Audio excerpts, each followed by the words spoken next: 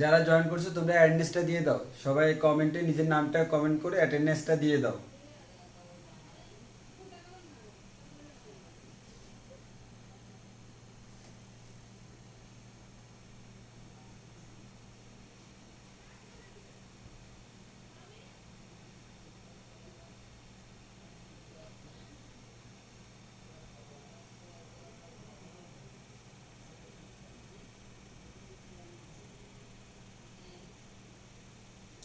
সবাই কমেন্ট করে অ্যাটেন্ডেন্স দিয়ে দাও, আমরা ক্লাস এক্ষুনি শুরু করব।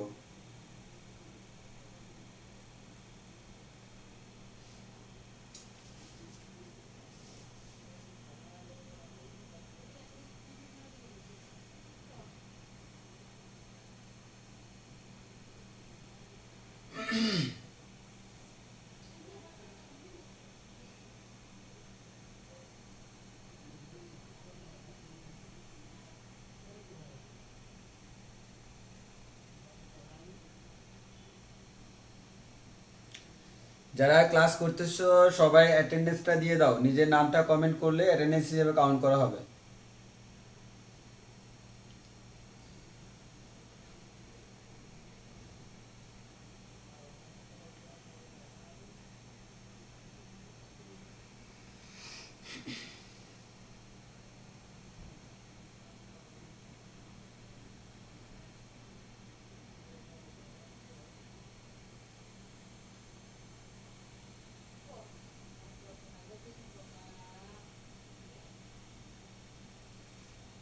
আচ্ছা, অনেকে জয়েন করছে, জয়েন করতে থাকুক। আমাদের আমরা ক্লাসের কথা আস্তে আস্তে আমরা ক্লাসের মধ্যে ফিরে যাই।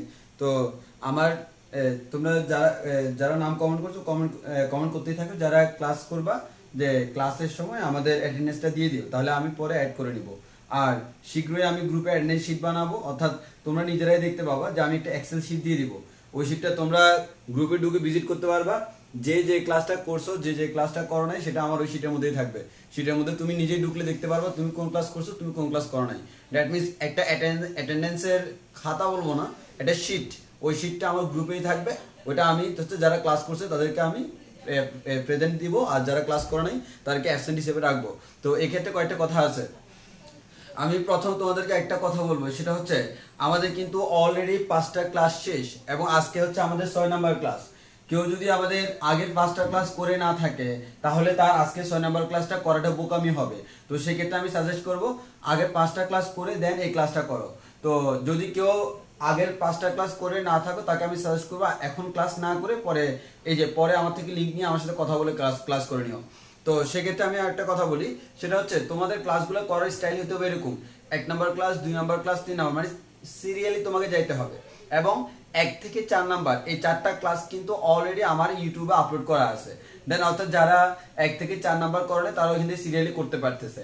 5 নাম্বার আমি আপলোড দিছিলাম, আমি আজকে আপলোড দিছিলাম। ইভেন এখন আর কেউ দেখতে পারবে না, এটাকে আমি প্রাইভেট করে দিছি। এটা এখন আর কেউ দেখতে পারবে না। যারা দেখতে এসেছিল তাদেরকে আমি লিঙ্ক দিয়ে দিছি, যাতে করে আজকের ক্লাসটাতে অ্যাটেন্ড করতে পারে। আর 6 নাম্বার, এই যে আজকের ক্লাসের পর আমি যদি কারো প্রয়োজন হয় সেক্ষেত্রে আমি লিঙ্ক দিয়ে দিব। তো এইভাবে আমাদের ক্লাসগুলো চলবে। তুমি ফিজিক্স এবং ম্যাথ এই ক্লাসগুলো কখনো মাঝখানে গ্যাপ দিয়ে করা যায় না। তুমি আজকের ক্লাসটা বুঝতে হলে গত দিনের ক্লাসটা লাগবে, আগামী দিনের ক্লাস বুঝতে হলে আজকের ক্লাসটা লাগবে। তো তো আমি বলবো তাহলে আমাদের ক্লাসের সবচেয়ে ইম্পর্টেন্ট জিনিস হচ্ছে আমাদের প্রত্যেক দিনের ক্লাসগুলো প্রত্যেকদিন ক্লিয়ার করা। আর তোমরা প্রত্যেকদিন ক্লিয়ার করো, কারণ আসলে যা মনে হচ্ছে আমাদের স্কুল কলেজগুলো কিন্তু তোমার এই যে একেবারে নর্মাল হওয়া পর্যন্ত খুলবে না। তো যার কারণে আমরা এটা গেস করতে পারি আগামী হয়তো 2-3 মাসে তোমাদের এভাবে ক্লাস করা লাগতে পারে, এবং 2-3 মাসে কিন্তু আমরা অনেক দূরে এগিয়ে যাব। আর আরেকটা কথা বলে রাখি, যেহেতু আমাদের এখন ফিজিক্স ক্লাসের আমরা অলরেডি তোমাদের স্থির তড়িতের বেসিক পুরোটা কিন্তু ক্লাস আমি ইউটিউবে দিয়ে দিয়েছি। যে অনেকেই করছো ক্লাসগুলা, আমি তোমাদেরকে সাজেস্ট করবো, যেহেতু এখন অনলাইন ক্লাস হচ্ছে, দেখো এখন অনলাইন ক্লাসগুলো তুমি যেভাবে করতেছো ইউটিউবের ওই ক্লাসগুলো সেম ভাবে, খালি পার্থক্যটা হচ্ছে কোন জায়গায় আমি এখানে তোমাকে লাইভে ক্লাস দিচ্ছি, তুমি ইনস্ট্যান্ট কমেন্ট করতে পারতেছো, সেখানে পারবা না। তো আমি তোমাদেরকে সাজেস্ট করবো সামনে আমাদের হয়তো কোরবানির একটা বন্ধ পড়বে, আর এমনি রেগুলার তোমাদের ক্লাসগুলো করার মাঝখানে যদি তোমাদের টাইম থাকে, সাপোজ তুমি আজকের পড়াটা শেষ করার পর তোমার একটু টাইম আছে, তুমি যে কাজটা করবে ইউটিউব থেকে আমার স্থির তরিতের ক্লাস করা শুরু করে দিবা। হয়তো দেখা গেছে তোমার টাইম নেই, তুমি যেহেতু ইউটিউবে ক্লাস স্থির তরিতের ক্লাসগুলো ইউটিউবে থাকবে অলওয়েজ, তাহলে তুমি সেক্ষেত্রে 1 নাম্বার ক্লাস করলা, 1 নাম্বার ক্লাস দেখা গেলো 1 ঘন্টা থেকে বেশি, তো তোমার আজকে টাইম নেই, তুমি একটা ক্লাসকে 2টা ভাগে ভাগ করে নাও, তুমি আজকে 30 মিনিট দেখো, কালকে 30 মিনিট দেখো, মানে ধাপে ধাপে তুমি দেখে ফেলো। তো আমি তোমাকে সাজেস্ট করবো তুমি এই যে আমাদের স্থির তরিতের ক্লাসগুলো দেখে ফেলো এবং নোট করে ফেলো। তো আমি এই চ্যাপ্টারের পর যখন স্থির তরিত ধরবো তখন কিন্তু আমি আর বেসিক পড়াবো না, আমি ডিরেক্টলি ম্যাথে চলে যাবো, আর সেক্ষেত্রে তুমি বেসিক ছাড়া কিন্তু বুঝবা না। তো ওই জন্য আমি বলবো সবাইকে তোমরা ধাপে ধাপে এই যে স্থির তরিতের সবগুলো লেকচার ওখান থেকে দেখে ফেলো, সেখানে খুব সুন্দর করে বোঝানো আছে এবং আমি যথাসম্ভব ইফেক্টিভ ওয়েতে বোঝানোর চেষ্টা করছি, এবং এখানে ক্লাস নিয়ে আমি যেভাবে নিতাম ঠিক সেম ভাবে ওইখানেও ক্লাসগুলো নিছি। তো হ্যাঁ, এবার কথা হচ্ছে তুমি ওই ক্লাসগুলো করতে যায় যদি ঝামেলায় পড়ো তখন কি করবা। হ্যাঁ, আমার কথা হচ্ছে ওই ক্লাসগুলো করতে যায় যদি তোমার কোনো প্রশ্ন থাকে তুমি প্রশ্নটা আমাকে করো, কোনো সমস্যা নেই। আর যারা ওই ক্লাসগুলো খুঁজে পাবো না, আমি আজকে গ্রুপে আমি লিঙ্কটা দিয়ে দিব যে স্থির তরিতের ক্লাসগুলোর যে ইউটিউবের লিঙ্কটা, অনেকে করছো অনেকে করো না, যারা করো না আমি আবারও বলতেছি তোমরা করে নিবা। তাহলে আমরা যে কাজটা করতে পারবো, তাপগতিবিদ্যা কমপ্লিট করার পর ডিরেক্টলি আমরা স্থির তরিতের ম্যাথে চলে যেতে পারবো, সেটা কিন্তু আমাদের জন্য খুব বেশি ইফেক্টিভ হবে। দেখো স্থির তরিতের ক্লাস কিন্তু এখানে 8টা আছে, 8টা ক্লাস মানে তুমি বুঝতেছো প্রায় 1 মাসের মতো সময়, মানে তুমি ওইটা করলে আমার এদিক দিয়ে 1 মাসের মতো সময় বেঁচে যাচ্ছে, যেটা তোমারও লাভ আমারও লাভ। আমার লাভ বলতে তাড়াতাড়ি সিলেবাস শেষ হবে, তোমার লাভ বলতে তুমি কম সময়ে বেশি কিছু পেয়ে যাচ্ছ। তো আমরা শুরু করি। আর যারা শেষ করছো তাদের জন্য তো তাদেরকে আমি সাধুবাদ জানাই। আর অবশ্যই অবশ্যই তোমরা নোট করার টেন্ডেন্সিটা রাখো, যে যেভাবে পড়াচ্ছি সুন্দরভাবে নোট করে ফেলিও। আর স্থির তরিতের বইয়ের পিডিএফ যদি লাগে আমি আমার বই থেকে ছবি তুলে স্থির তরিতের পিডিএফ বানিয়ে আমি দিয়ে দিব। তো আমি এখন দেখি যে আমাদের কয়জন আমাদের অ্যাটেন্ড করছে, আর এখনো যারা অ্যাটেন্ডেন্স দাও না কাইন্ডলি তোমাদের অ্যাটেন্ডেন্সটা দিয়ে দাও, তোমরা গ্রুপে অ্যাটেন্ডেন্সটা দিয়ে দাও, কমেন্ট করো, কমেন্ট করলে অ্যাটেন্ডেন্সটা দেওয়া হয়ে যাবে।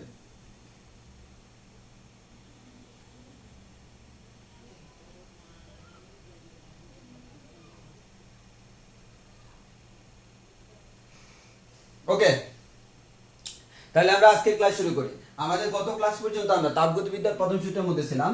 ওই তাপগতিবিদ্যার প্রথম সূত্র যতটুকু পড়ানোর আমরা পড়াইছিলাম, যে আমরা তাপগতিবিদ্যার প্রথম সূত্রকে 2টা ভাগে ভাগ করেছিলাম, এটা হচ্ছে জুলের সূত্র, এটা হচ্ছে ক্লসিয়াসের সূত্র। জুলের সূত্র আমরা পড়াইছিলাম, ক্লসিয়াসের সূত্র পড়াইছিলাম। যদিও ম্যাথ করার সময় জুলের সূত্র আরো একটু দেখে খুবই সিম্পল মনে হচ্ছে W=JS, কিন্তু ম্যাথ করার সময় আমরা এটাকে আরো একটু ডিটেইলস বিশ্লেষণ করব।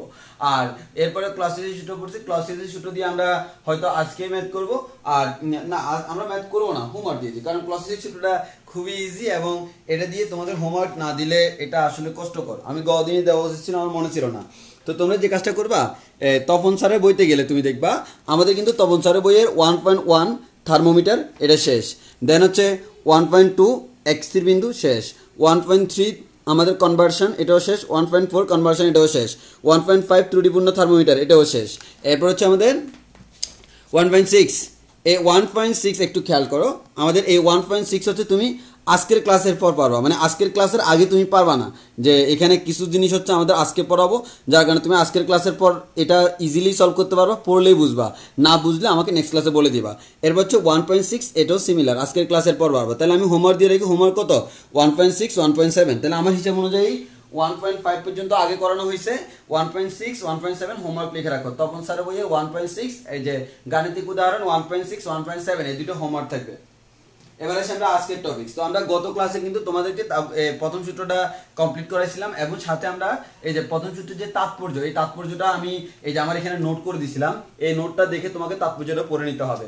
আর এখান থেকে এই তাৎপর্যটা তুমি আসলে আমি এগুলো বানাই লিখি নাই, এখানে কোনো জিনিস আমার বানানো না, হয়তো আমাদের অন্যান্য বই থেকে পড়াচ্ছি, যে যেমন দেখা গেছে এই যে এখানে প্রথম সূত্রের তাৎপর্য এটা পড়াইতেছি আমরা হচ্ছে কোন বই থেকে, এই যে তোমার ইসাক স্যারের বই থেকে।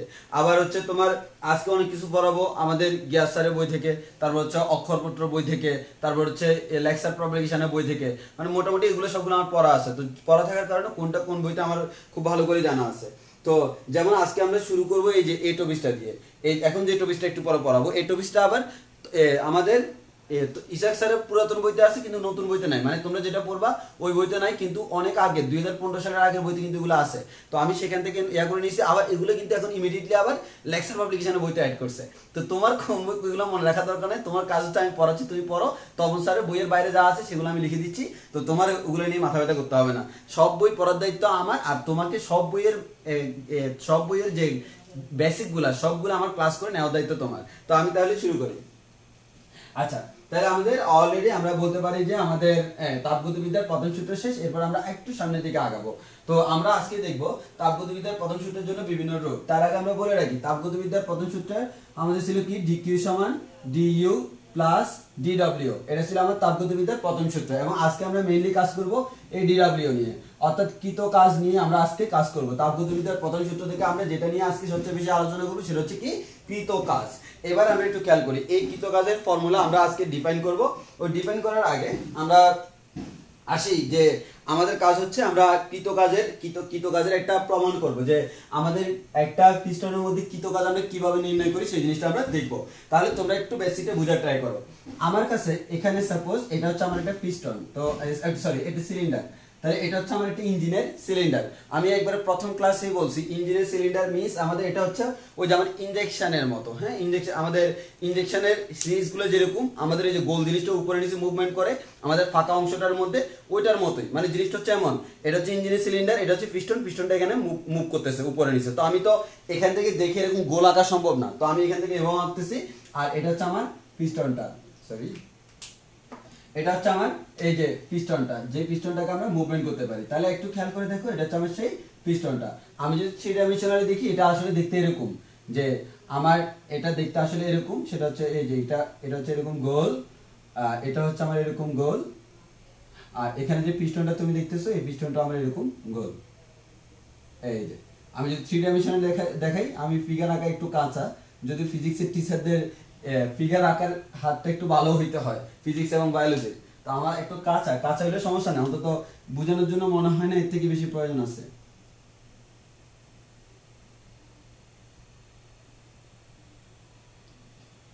আশা করি আঁকতে পারছি যে তোমরা মোটামুটি গেস করতে পারতেছো। ও আরেকটা ইম্পর্টেন্ট কথা, তোমরা গত ক্লাসে আমাদের সবচেয়ে ইম্পর্টেন্ট কথা হচ্ছে তোমরা সবাই অ্যাটেন্ডেন্স দিছো, আর সেকেন্ড কথা হচ্ছে খুদেই কোনো কমেন্ট করবা না, যেহেতু আমাদের ক্লাসগুলো হচ্ছে ক্লাস। সো এখানে ক্লাসের মধ্যে তোমার আজেবাজে কমেন্ট করার কোনো প্রয়োজন নাই।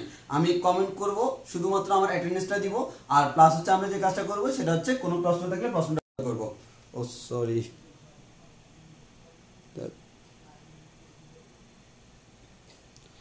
আচ্ছা মনে হয় মাঝখানে একটু আটকে গেছিল, আসলে আমি ইনকামিং কলটা অফ করতে ভুলে গেছি। আমি তোমরা তোমরা তোমরা তোমরা সবাই থাকো, আমি ইনকামিং কলটা একটু অফ করে নিই। আমার ইনকামিং কলটা অফ না করলে আসলে, আচ্ছা আমার একটু কমেন্টে জানাও যে তোমাদের কথাগুলো ক্লিয়ার কিনা বা সবকিছু ঠিকঠাক আছে কিনা। আসলে আমার ওই মাঝখানে কল আসছিল, আমি আজকে ইনকামিং কল অফ করতে ভুলে গেছি, এখন অফ করে দিছি। এখন অফ করে দিছি, এখন আর সমস্যা হবে না। এখন আমার কথা হচ্ছে সাউন্ডটা ঠিক আছে কিনা, কারণ অনেক সময় কল আসলে মাঝখানে সাউন্ডটা ঠিক থাকে না। সাউন্ডটা ঠিক আছে কিনা একটু বলো, ভিডিও আর সাউন্ডটা ঠিক আছে কিনা।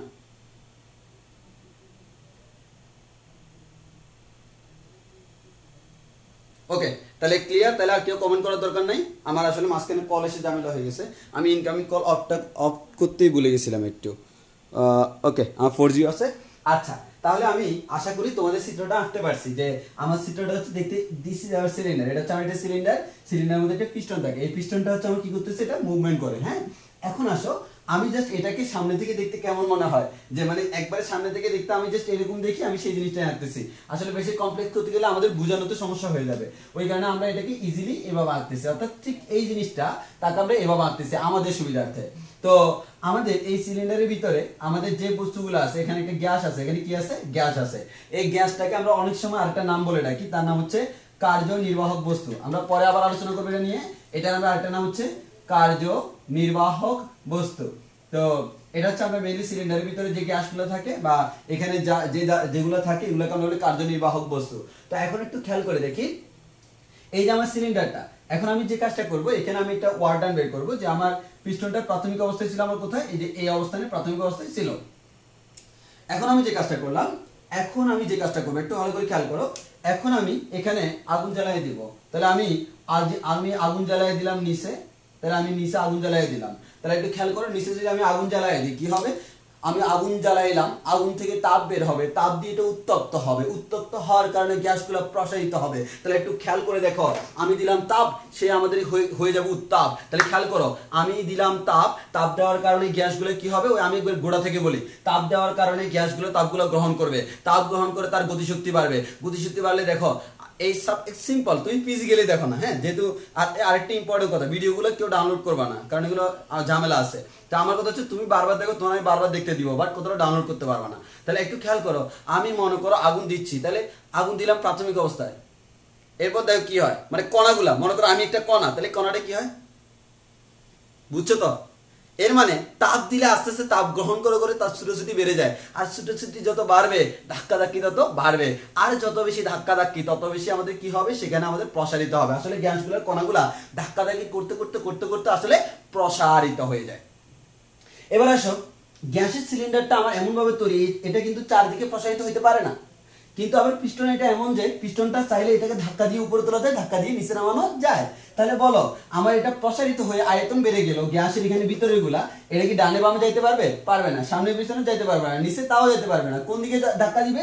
উপরের দিকে ধাক্কা দিয়ে এই পিস্টনটাকে উপরে তুলে দিবে। তাহলে আমার এই যে আমার পিস্টনটা, এই পিস্টনটা বর্তমানে যে জিনিসটা হলো, এই পিস্টনটা বর্তমানে এখান থেকে মনে করো এখানে উঠে আসলো। আমি একটু লাল কালার রাখি, তাহলে তোমাদের বুঝতে সুবিধা হবে।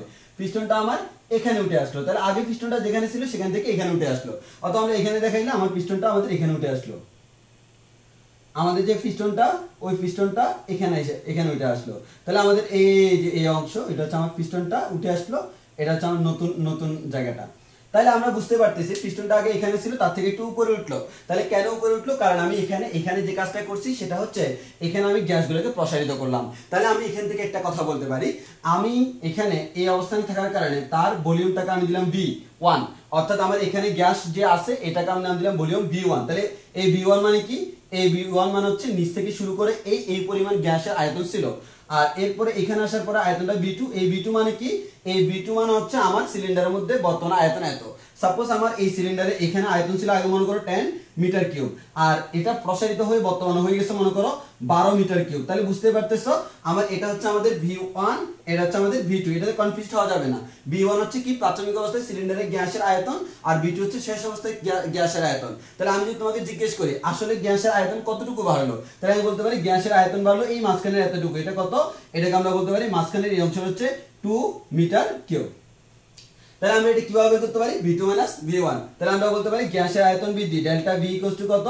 V2 V1। এটাকে আমরা বলতেছি গ্যাসের আয়তন বৃদ্ধি। তাহলে এটা হচ্ছে V2 V1, এটা হচ্ছে গ্যাসের আয়তন বৃদ্ধি। তাহলে আমরা বলতে পারবো প্রাথমিক আয়তন যদি V1 হয়, শেষ আয়তন যদি V2 হয়, গ্যাসের আয়তন বৃদ্ধি হচ্ছে আমাদের V2 V1। এটা আমরা এভাবে বের করতে পারি। এখন একটু ভালো করে খেয়াল করো, আমার যে কাজগুলো আমাকে এখানে করতে হবে সেটা হচ্ছে কি?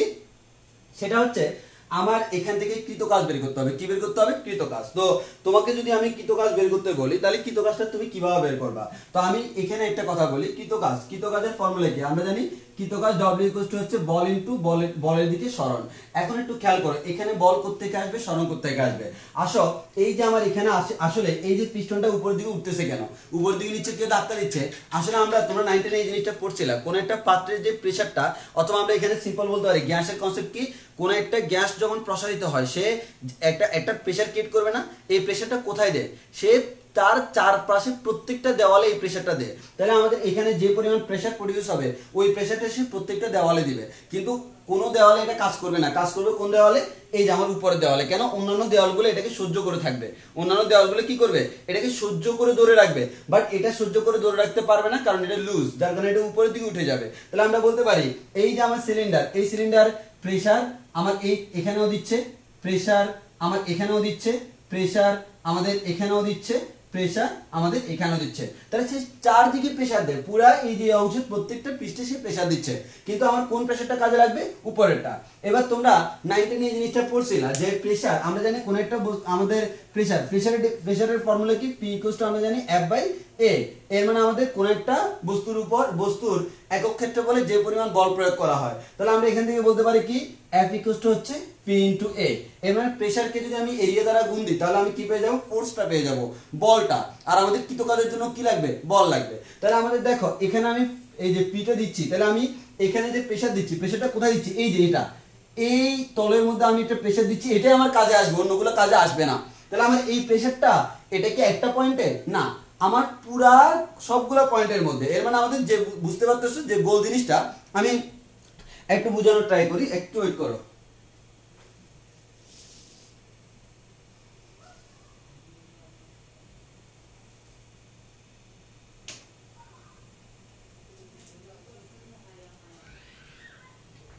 আচ্ছা, তো আমি আমি এবার বোঝানোর ট্রাই করি।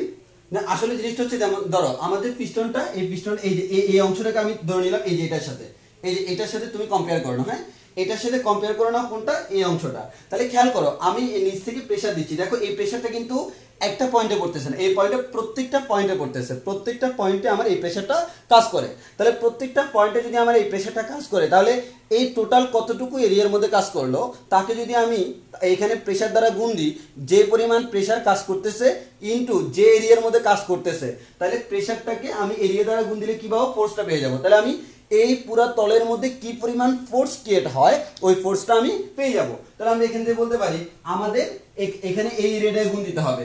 এবার এখানকার এরিয়াটা কেমন, বৃত্তাকার না, তাহলে আমাদের এখানে এই এরিয়াটাকে আমি গুণ দিব। এরিয়া আমার এখানে ক্যালকুলেশন আপাতত কোনো প্রয়োজন নাই।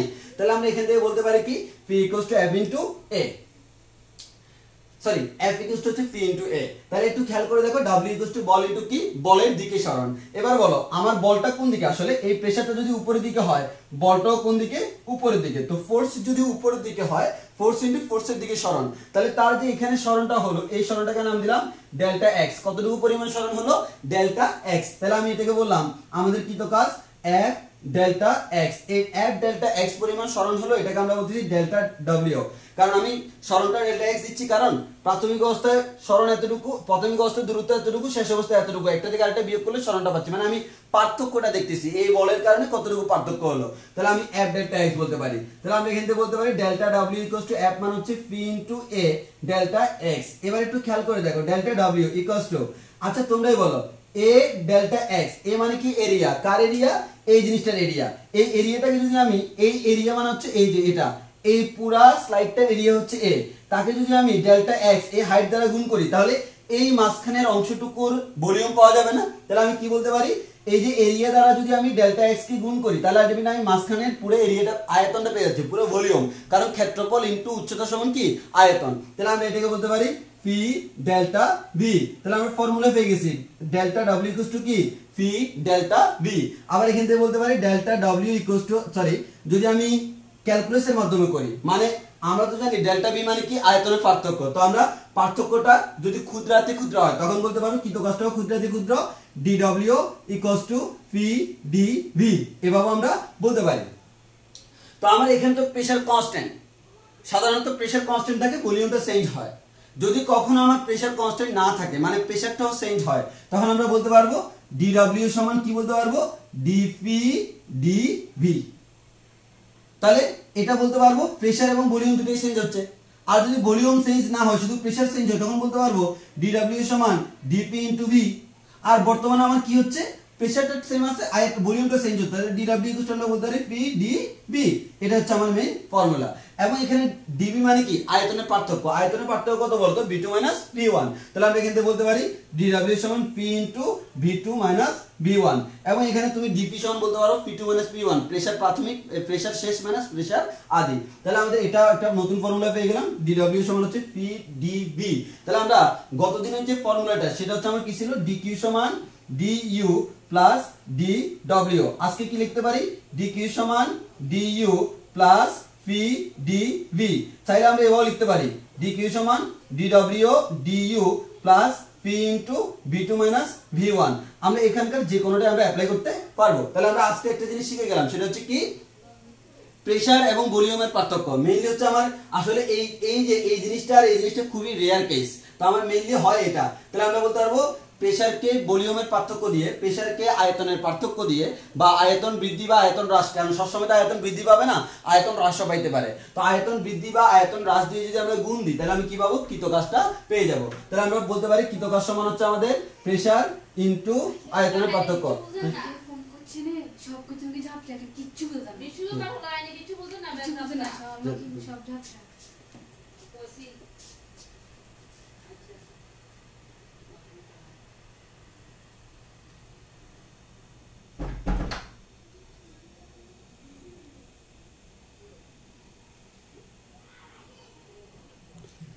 আচ্ছা একটু একটু ওয়েট করো, আমার একটু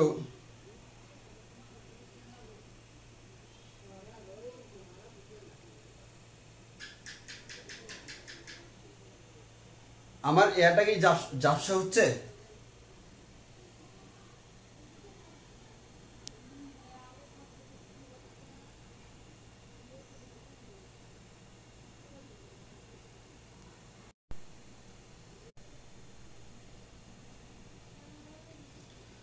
আচ্ছা, এই আমার এটা কি ঝাপসা নাকি? একটু কমেন্টে জানাও তো যে কে কে বললো ঝাপসা, ঝাপসা দেখা যাচ্ছে নাকি।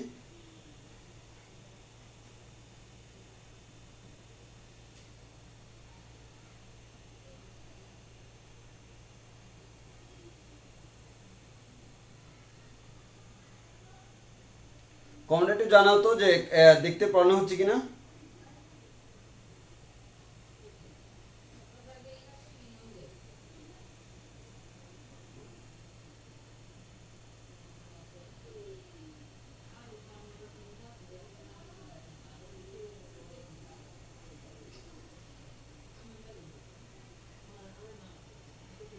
আচ্ছা, তাহলে আমি একটু এটা কেটে আবার আসি, আমার মনে হয় মাঝখানে কল আসার কারণে ঝামেলা হয়েছে। আমি কেটে এক্ষুনি আবার লাইভে আসতেছি, তোমরা একটু জয়েন করো। এটা ওই আমার মাঝখানে কল আসার কারণে একটু ঝামেলা হয়ে গেছে মনে হয়। তো আমি কেটে আবার আসতেছি, তোমরা আবার জয়েন করো।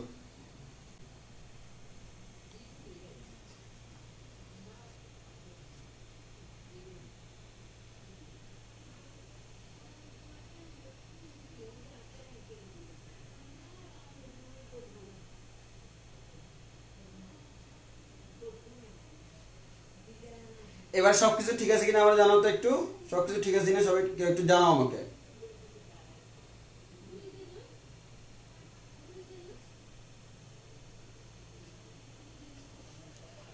এখন ক্লিয়ার কিনা বলে দিও।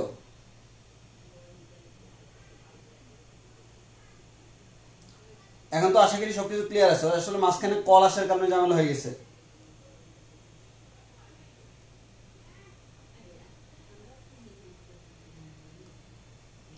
আচ্ছা, যেহেতু মাঝখানে ঝাপসা ছিল, তো আমি একটা কাজ করি, তাহলে সবাই জয়েন করুক, আমি পুরোটা আবার আবার বলতে হবে যে যেহেতু মাঝখানে ঝাপসা ছিল, কারণ ইম্পর্টেন্ট একটা কনসেপ্ট। সবাই জয়েন করুক, একটু একটু আমরা ওয়েট করি সবাই জয়েন করা পর্যন্ত। আর আমরা পুরো জিনিসটা একটু আবার বলবো, আমি সংক্ষেপে পুরোটা আবার বলে দিব।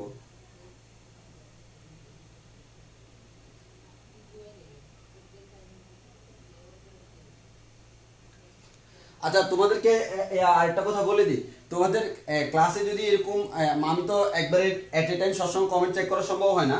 যদি কখনো এরকম হয়, তোমরা আমার এই নাম্বারে কল করে জানাবা।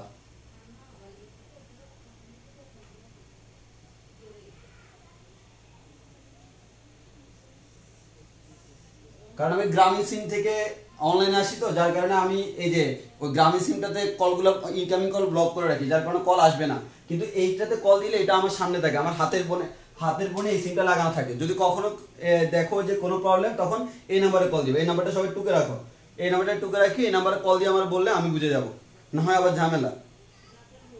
কারণ এরকম ঝামেলা হইতেই পারে, তাহলে এটা একটু লিখে রাখিও, দেন তোমরা এটাতে কল দিলে হবে।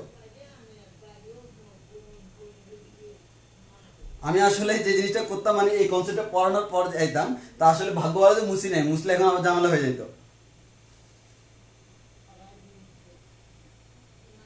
ওকে, প্রায় সবাই জয়েন করে ফেলছে, আমি আবার শুরু করি। ভাগ্য ভালো মুছি নেই, তাহলে আমি আমি আবার একবারে আমি শুরু থেকে শুরু করি এখানে পুরোটা। তাহলে একটু ভালো করে খেয়াল করো। কোন একটা সিলিন্ডারে যে গ্যাস আছে, ওই গ্যাসটাকে আমরা বলতেছি আমাদের কার্যনির্বাহক বস্তু। এটাকে আমরা কার্যনির্বাহক বস্তু বলতে পারি, কোনো সমস্যা নাই। এবার আসি, আমাদের প্রাথমিক অবস্থায় এটার যে আয়তনটা ছিল, অর্থাৎ এই যে মনে করো আমার প্রাথমিক অবস্থায় এতটুকু গ্যাস ছিল, যার কারণে সিলিন্ডারটা এখানে। তাহলে এই অবস্থায় যে আয়তন, সেটা হচ্ছে আমাদের কি, ওই আয়তনটা হচ্ছে আমাদের V1, প্রাথমিক আয়তন। এবার আমি যে কাজটা করলাম, এই যে গ্যাসটা, এই গ্যাসটার নিচে আমি তাপ দিলাম, তাপ দিয়ে তার আয়তন প্রসারণ করাইলাম। তাপ দিলে গ্যাসগুলো প্রসারিত হবে। তাহলে গ্যাসগুলো প্রসারিত হওয়ার পরে, আবার বলতেছি, গ্যাসগুলো প্রসারিত হওয়ার পরে তার যে আয়তন, তাহলে গ্যাসগুলো প্রসারিত হয়ে গেল। প্রসারিত হওয়ার পর যে আয়তন, ওই আয়তনটাকে আমরা বলতেছি কি, V2। তাহলে আমাদের প্রসারিত হওয়ার পরের আয়তনটা হচ্ছে V2। এবার আসো, তাহলে আমরা বলতে পারি এতটুকু আয়তন হচ্ছে V1, আর এখান থেকে এই পুরো আয়তন, মানে প্রসারিত হওয়ার পরে পুরো আয়তন হচ্ছে V2। এবার আমরা যদি শেষ থেকে আদিটা বিয়োগ করি, তাহলে কতটুকু আয়তন বাড়লো সেটা বের করতে পারবো।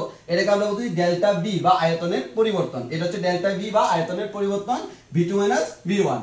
যেমন আমি ফর এক্সাম্পল বলছিলাম, এখানে মনে করো প্রাথমিক অবস্থায় 10 মিটার কিউব গ্যাস আছে, আর শেষ অবস্থায় 12 মিটার কিউব গ্যাস আছে। তাহলে পার্থক্য কতটুকু?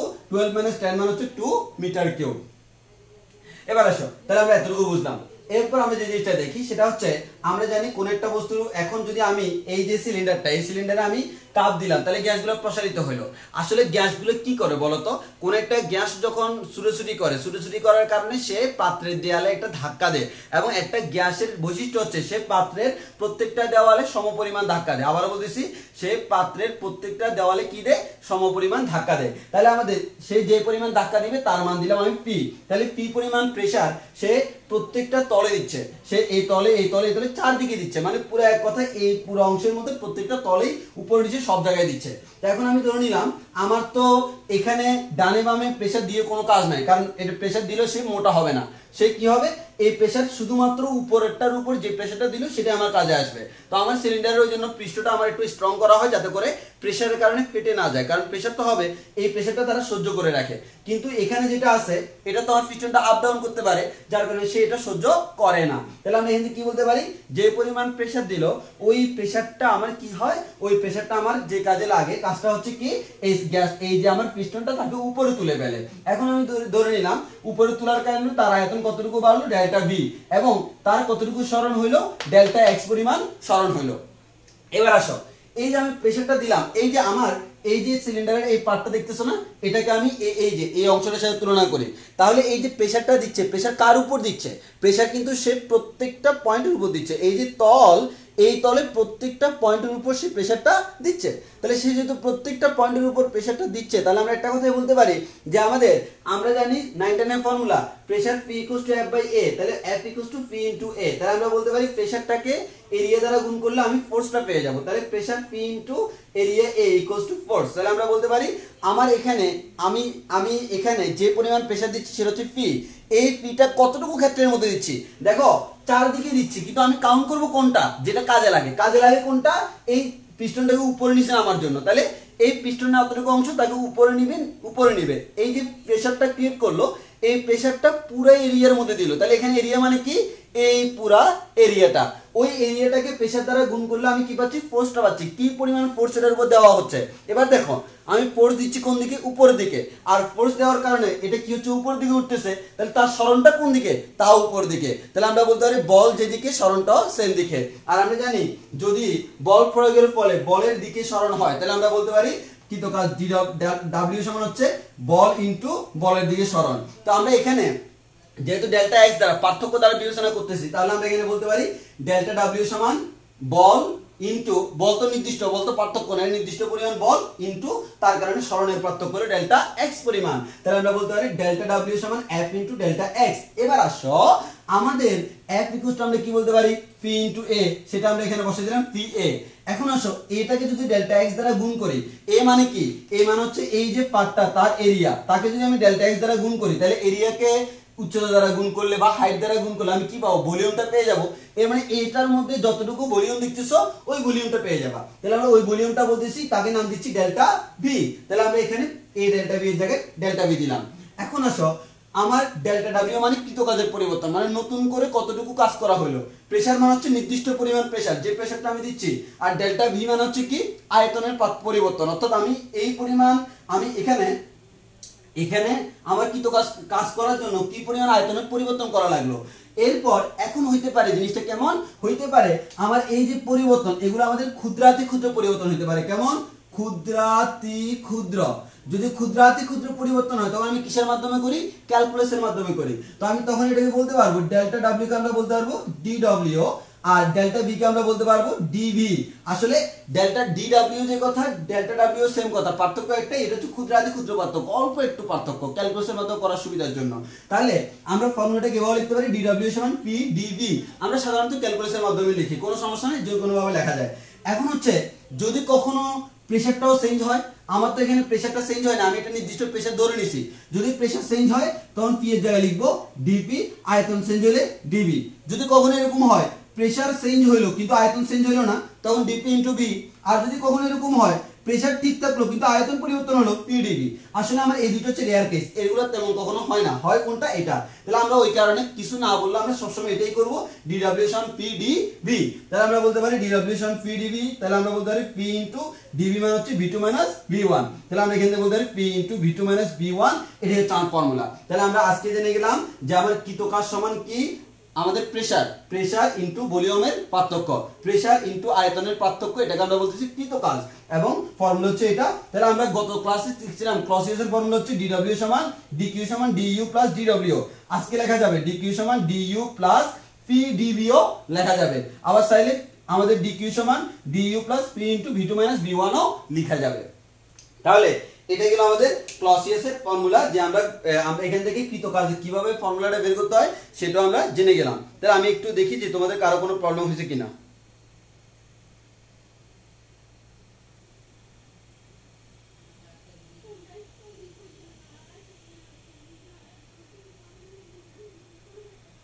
আচ্ছা, তাহলে আমি একটু দেখি যে এখন আর কোনো প্রবলেম হচ্ছে কিনা। আমি জাস্ট একবার দেখি যে তোমাদের কমেন্টগুলো, যে হলে তো কেউ জানাবা।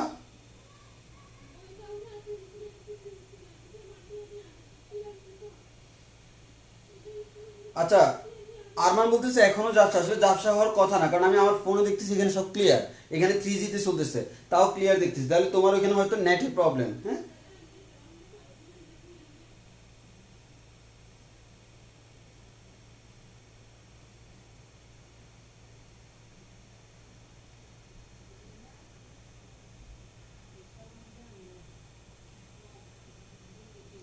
এখন তো আমি তো দেখতে ঠিক আছে, তোমরা ঝাপসা কেন বলতেছো?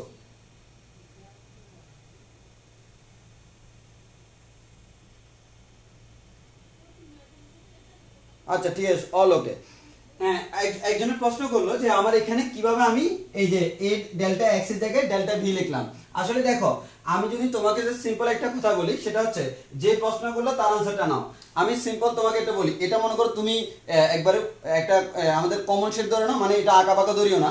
তাহলে এই যে হাইটটা একটু খেয়াল করো, এই যে হাইটটা, তাকে আমি যদি এইচ বলি, সাপোজ আমি এই হাইটটাকে এইচ বললাম, এই হাইটটা যদি এইচ হয় আর এখানকার এরিয়াটা যদি এ হয়, তাহলে দেখো তো এই এরিয়াকে হাইট দ্বারা গুণ করলে এই গ্লাসটার আমি ভলিউম পেয়ে যাবো না? তাহলে ভলিউম মানে কি? Area into height. তাহলে আমরা বলতে পারি এরিয়া ইনটু হাইট সমান ভলিউম।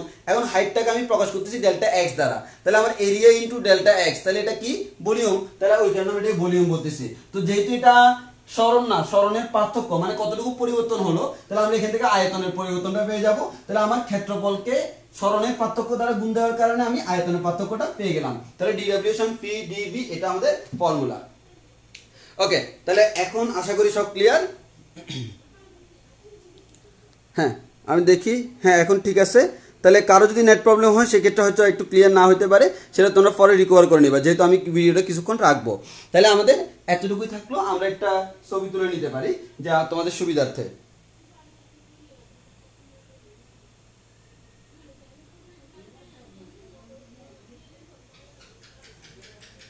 আচ্ছা, তাহলে আমাদের এই জিনিসটা, এই কনসেপ্টটা শেষ।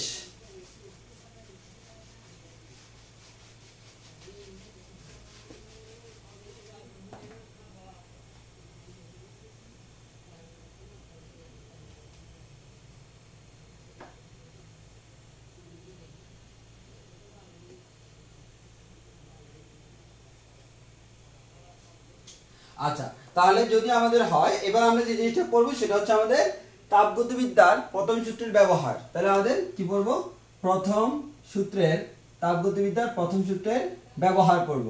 এই ব্যবহারের প্রথমে আমরা যেটা জেনে নিব সেটা হচ্ছে নির্দেশক চিত্র। তাহলে আমরা একটা টপিকস পড়বো যার নাম হচ্ছে নির্দেশক চিত্র। এই নির্দেশক চিত্র দিয়ে আমরা কি করি একটু ভালো করে আমাদের বোঝানোর ট্রাই করি। সেটা হচ্ছে কি, আমাদের নির্দেশক চিত্র মানে হচ্ছে আমাদের চিত্র বলতে এখানে জাস্ট গ্রাফ প্রিন্ট করতেছে, আর কিছুই না, গ্রাফ। তাহলে আমি ধরে নিব এটা হচ্ছে ওয়াই অক্ষ, এটা হচ্ছে আমাদের এক্স অক্ষ। তাহলে তুমি যদি কখনো এরকম করো, এটা ওয়াই অক্ষ, এটা এক্স অক্ষ, এক্স অক্ষের দিকে যদি তুমি ভলিউম নাও, ওয়াই অক্ষের দিকে যদি তুমি প্রেসার নাও, তাহলে কি বললাম? এক্স অক্ষের দিকে নিতে হবে ভলিউম, ওয়াই অক্ষের দিকে নিতে হবে প্রেসার। তাহলে আমাদের ওয়াই অক্ষের দিকে যদি আমি ভলিউম নিই, এক্স অক্ষের দিকে যদি ভলিউম নিই, ওয়াই অক্ষের দিকে যদি প্রেসার নিই, তাহলে আমি এটা গ্রাফ ড্র করি। এটা মনে করো আমি গ্রাফটা ড্র করলাম। সাপোজ আমার এটা স্টার্ট হলো সাপোজ আমাদের আয়তন b1 দিয়ে, আয়তন b1 দিয়ে, শেষ হইলো মনে করো আয়তন b2 দিয়ে। তাহলে b1 হচ্ছে প্রাথমিক আয়তন, b2 হচ্ছে শেষ আয়তন। আর আমি এটাকে বলতে পারবো আয়তনের পার্থক্য ডেল্টা ভি বলতে পারবো। তো এখন হচ্ছে এটাকে আমরা বলি নির্দেশক চিত্র। অর্থাৎ এক্স অক্ষের দিকে ভলিউম, ওয়াই অক্ষের দিকে প্রেসার রেখে তুমি যে চিত্রটা পাবা, যে গ্রাফটা পাবা, তাকে আমরা বলি নির্দেশক চিত্র।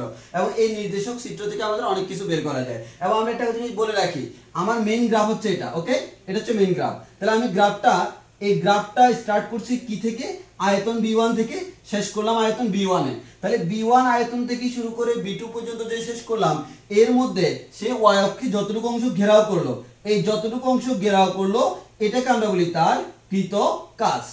কৃত কাজ, যে আমাদের যতটুকু এরিয়া। এবং এটা তুমি কিভাবে বের করতে পারবে বুঝতেই পারছো, এটা হচ্ছে আমার ক্যালকুলাসের কাজ। তোমরা ইন্টিগ্রেশন যখন করছো, ইন্টিগ্রেশন হচ্ছে কি করছিলা, ইন্টিগ্রেশনে এই ধরনের অনেকগুলা এরিয়া বের করছো, ফাংশনটা যদি জানা থাকে এটা বের করা যায়।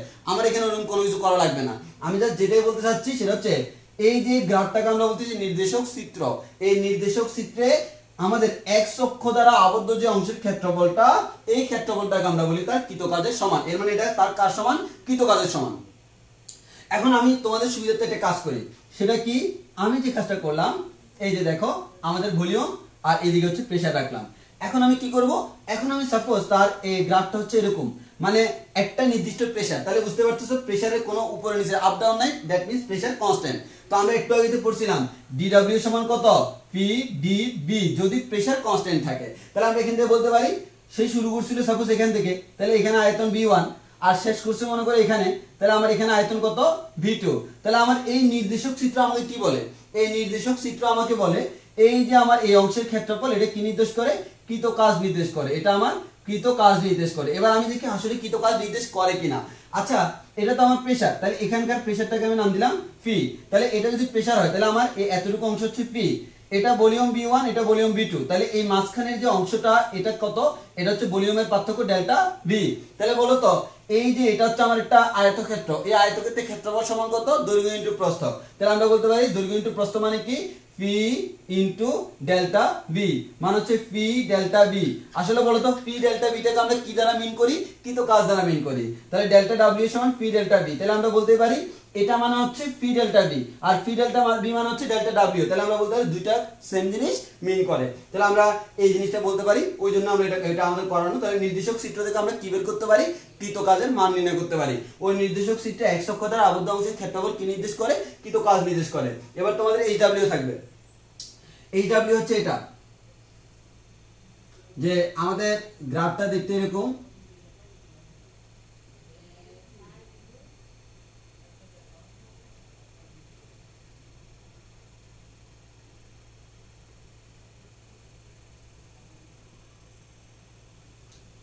বলা হলো এখানে কোন একটা গ্যাসের নির্দেশক চিত্র দেখানো হয়েছে। তাহলে আমাদের এটা হচ্ছে ভলিউম, এটা হচ্ছে প্রেসার। তো এখানে আমি প্রেসারগুলা ইচ্ছা মতো দিতে পারো। প্রেসারটা মনে করো আমি 2 পে স্কেল দিয়ে দিলাম, আর এখানে আমরা মনে করো 1 পে স্কেল দিয়ে দিলাম, আর এখানে মনে করো 0.5 পে স্কেল দিয়ে দিলাম। আর এদিকে আমি ভলিউমটা এখানে দিয়ে দিলাম 2 মিটার কিউব, এ দিয়ে দিলাম 3 মিটার কিউব, এ দিয়ে দিলাম 5 মিটার কিউব, এ দিয়ে দিলাম 7 মিটার কিউব। তো তোমরা এখানে বের করবা এখানে কৃত কাজটা কত। তাহলে বুঝতে পারতেছো, এটা ম্যাথে তোমরা এই যে ফার্স্ট ইয়ারে গতিবিদ্যায় করছিলা। এখন এই গ্রাফটা থেকে যদি আমি এই ক্ষেত্রফলটা বের করি, এই টোটাল ক্ষেত্রফলটা তোমরা বের করতে পারবা আশা করি। এই ক্ষেত্রফলটা আমার কি নির্দেশ করবে, কৃত কাজ নির্দেশ করবে। এখানে প্রশ্ন করলাম what is the value of work done, কৃত কাজ কত। তাহলে কৃত কাজ কত, তাহলে বললাম তো পরীক্ষা বলতে পারি calculate the value of the work done. তাহলে আমরা কিন্তু ওয়ার্ক ডানটা ক্যালকুলেট করতে পারবো। এটা হচ্ছে আমার এই যে নির্দেশক চিত্রটা। তাহলে আমরা একটা ছবি তুলে রাখি।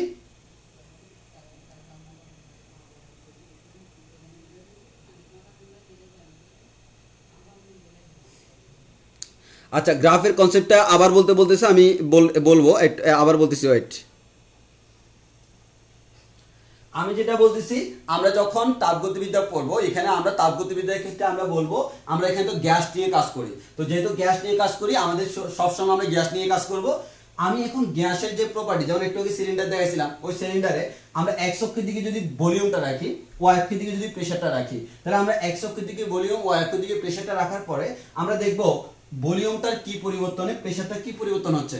আমরা আগে দেখছিলাম যে আমার প্রেসারটা পরিবর্তন হইতে পারে, না হইতে পারে। তো আমি দেখব ভলিউমের সাথে সাথে প্রেসারটা কি পরিবর্তন হচ্ছে, বা পরিবর্তন হচ্ছে কিনা, বা আদৌ আমাদের আগের মতো আছে কিনা। তো আমি দেখলাম এখানে প্রেসারে কোনো পরিবর্তন হচ্ছে না, আর এখানে আমার প্রেসারের পরিবর্তন হচ্ছে। তো আমার কথা হচ্ছে প্রেসারের পরিবর্তন হোক আর না হোক, এই যে এই গ্রাফটা আমি ভলিউম যেটা দিয়ে শুরু করলাম আর ভলিউম যেটা দিয়ে শেষ করলাম, এই অংশের মধ্যে এক্স অক্ষ দ্বারা আবদ্ধ যতটুকু ক্ষেত্রফল, এই ক্ষেত্রফলটা যদি তুমি কোনো না কোনোভাবে বের করতে পারো, এই ক্ষেত্রফলের মানটা হবে তার কৃতকাজ। এই ক্ষেত্রফলের যেটা বের হবে সেটা, এই এরিয়াটার মানটা হচ্ছে তোমার কৃতকাজ। সেই ক্ষেত্রে তোমার অন্য ডেটাগুলো দেওয়া থাকবে। পরীক্ষায় তো আমরা এরকম আনকমন কোনো গ্রাফ থাকবে না, পরীক্ষায় কমন গ্রাফ থাকবে। যেমন দেখো এখানে তুমি চাইলে সবগুলোকে ত্রিভুজ, চতুর্ভুজ, আয়তক্ষেত্র, ট্রাপিজিয়াম আকারে প্রকাশ করতে পারবা, এর মানে তুমি বের করতে পারবা। আর এটা কেন কৃতকাজ সেটা আমি এখানে ব্যাখ্যা করলাম আমার সুবিধার্থে। আমি ধরে নিলাম এবার আমার প্রেসার চেঞ্জ হচ্ছে না, তাহলে ভলিউম B1 থেকে B2 তে গেল, এখানে আমার এই টোটাল আবদ্ধ অংশ দ্বারা আমাদের কৃতকাজটা মিন করে, সেই জিনিসটা আমি বুঝাইলাম। তাহলে আশা করি বুঝতে পারছো যে নির্দেশক চিত্র কি জিনিস, এবং নির্দেশক চিত্র থেকে আমি কার মান বের করতে পারি, কৃতকাজের মান বের করতে পারি। আর এটা থাকবে আমাদের হোমওয়ার্ক, এটা আমাদের হোমওয়ার্ক থাকবে। তো তোমার সুবিধাতে আমি হোমওয়ার্কটা হয়তো তোমাদের দেখতে একটু প্রবলেম হচ্ছে, আমি হোমওয়ার্কটা ছবি আলাদা করে বড় করে তুলে নিচ্ছি। হোমওয়ার্কটার ছবি আমি আলাদা করে বড় করে তুলে নিলাম, আর আশা করি প্রবলেম হবে না। তাহলে এবার আমরা সামনে প্রসিড করি। আমাদের অলরেডি নির্দেশক চিত্র কি জিনিস আমরা জেনে গেলাম।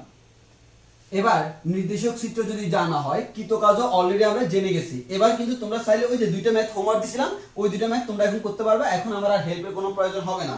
আর ম্যাথগুলো করার সময় প্লাস মাইনাসের কনসেপ্ট গত ক্লাসে বলছিলাম, কখন ডিকিউ, ডিইউ, ডিডব্লিউ কখন ধনাত্মক হয়, কখন ঋণাত্মক হয়, সেই জিনিসটা তোমাকে মাথায় রাখতে হবে।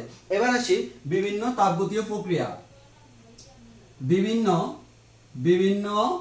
তাপগতীয়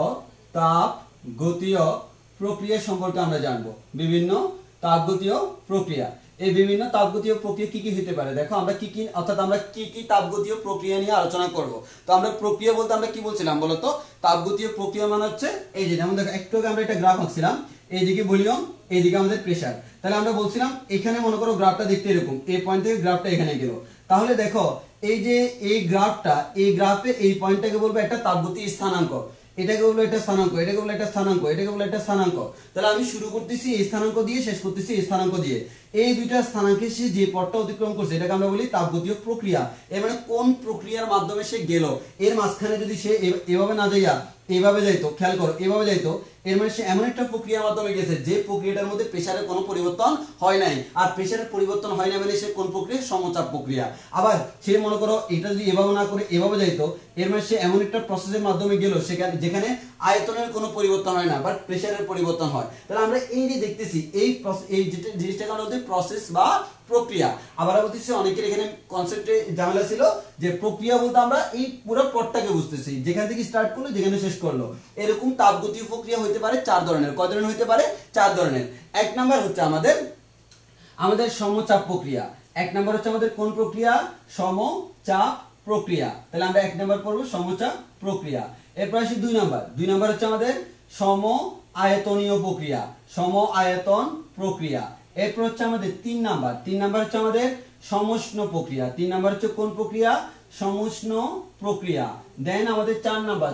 4 নাম্বার হচ্ছে আমাদের রুদ্ধতাপীয় প্রক্রিয়া। 4 নাম্বার হচ্ছে রুদ্ধতাপীয় প্রক্রিয়া। তো আমরা যে কাজটা করব, এই 4টা প্রক্রিয়া আমরা আজকে আলোচনা করব, যে আমরা সমচাপ প্রক্রিয়া কি, সম আয়তনীয় প্রক্রিয়া কি, সমুষ্ণ প্রক্রিয়া কি, রুদ্ধতাপীয় প্রক্রিয়া কি, তারা কি, এবং তাদের ক্ষেত্রে কয়েকটা জিনিস বের করব। তাদের ক্ষেত্রে ডিডব্লিউ এর মান কেমন হয়, এবং তাদের ক্ষেত্রে তাপগতিবিদ্যার প্রধান সূত্র ডিকিউ সমান ডিইউ প্লাস ডিডব্লিউ, এটা দেখতে কেমন হয়, মানে এই সূত্রটা কোনো পরিবর্তন হয় কিনা, বা ওইখানে কি কি প্রপার্টি আমাদের কাজ করে সেগুলো আমরা পড়বো। তাহলে আমরা জাস্ট দেখতেছি কি বিভিন্ন তাপগতীয় প্রক্রিয়া। প্রক্রিয়া বলতে আমরা কি বুঝতেছি? দুইটা স্থানাঙ্কের মধ্যবর্তী আমাদের এই যে পথটা, এই পথটাকে আমরা বলছি এটা প্রক্রিয়া। এই প্রক্রিয়া কয় ধরনের হতে পারে? 4 ধরনের। সমচাপ প্রক্রিয়া, সম আয়তনীয় প্রক্রিয়া, সমুষ্ণ প্রক্রিয়া, রুদ্ধতাপীয় প্রক্রিয়া। এই 4টা প্রক্রিয়া খুব বেশি ইম্পর্টেন্ট। তাহলে আমরা একটা একটা করে সামনের দিকে আগাই। তো আমরা প্রথমত আমাদের আমি মুছে ফেলতেছি কেন, বিভিন্ন তাপগতীয়, আমি একটু ছবিটা তুলে নিই। হ্যাঁ, বিভিন্ন তাপগতীয় প্রক্রিয়া ছবিটা আমি তুলে নিই।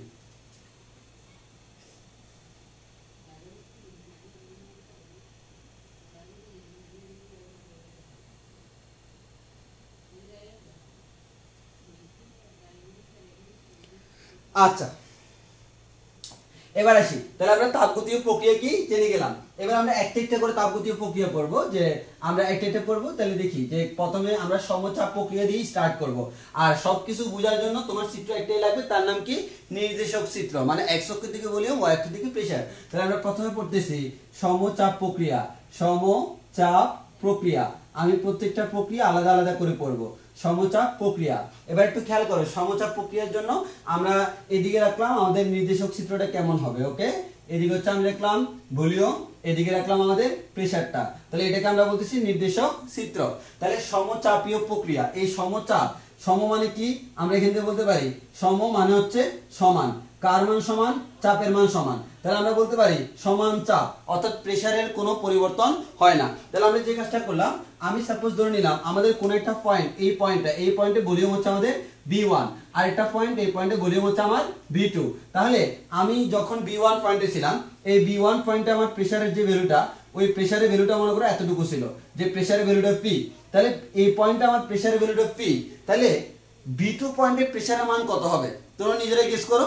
যেহেতু আমার এখানে বললো সমচাপ মানে চাপের কোনো পরিবর্তন হবে না, এর মানে হচ্ছে আমার এখানে প্রেসারে কোনো চেঞ্জ হবে না, তাহলে এই প্রাথমিক অবস্থায় প্রেসার যা ছিল পুরাটা পথের মধ্যে সেম, তাহলে আমরা বলতে পারি পুরোটা পথের মধ্যে তার প্রেসারটা সেম হবে। তাহলে আমরা যেটা বলতে পারতেছি তার প্রেসারের কোনো পরিবর্তন হচ্ছে না। তাহলে দেখো এই যে এটা হচ্ছে তার গ্রাফ, তাহলে আমরা এখান থেকে যেটা বলতে পারি সেটা হচ্ছে তার গ্রাফটা দেখতে এমন হবে যে সেই গ্রাফটা এখান থেকে স্টার্ট করে এখানে শেষ হলো, এটা হচ্ছে তার গ্রাফটা, তাহলে গ্রাফটা হচ্ছে এটা। এখন এই পয়েন্টের জন্য তার ভলিউম হচ্ছে V1, এই পয়েন্টের জন্য ভলিউম হচ্ছে V2, তাহলে আমরা এখান থেকে বলতে পারি ভলিউমের পার্থক্য হচ্ছে ডেল্টা V, এবং আমরা এখান থেকে বলতে পারি যে আমার এখানে এটা হচ্ছে ভলিউম ডেল্টা V, আর এখানে প্রেসারটা তো কনস্ট্যান্ট, তাহলে আমরা এখানে কৃত কাজটা আমরা কিভাবে বের করতে পারবো, কৃত কাজ ডেল্টা W ইকুয়ালস টু হচ্ছে P ইনটু ডেল্টা V, তাহলে বলা যায় ডেল্টা W ইকুয়ালস টু প্রেসারটা কনস্ট্যান্ট P, ডেল্টা V হচ্ছে V2 মাইনাস V1। আবার চাইলে আমরা ক্যালকুলেশনের মাধ্যমে এটাকে এভাবে লিখতে পারি, dW সমান P D V আকারেও লেখা যায়। তাহলে এটা হচ্ছে আমাদের প্রক্রিয়াটা, আর তুমি চাইলে ক্যালকুলেশনের মাধ্যমে এটাকে ব্যাখ্যা করতে পারো, যে আমি আমার শীটের মধ্যে অ্যাড করে দিয়েছি, তুমি চাইলে ক্যালকুলেশনের মাধ্যমে কিভাবে লিখতে পারো আমি জাস্ট এখানে তোমাকে দেখাই। এই যে এরকম তুমি চাইলে ক্যালকুলেশনের মাধ্যমে দেখতে পারবে এরকম, এই যে আমার dW সমান আমরা কি জানি F dx, আবার F সমান কি জানি P ইনটু A, তাহলে A dx সমান কি হবে dV, কারণ এটা হচ্ছে এরিয়া, এটা হচ্ছে dx, তাহলে আমরা পাবো dV।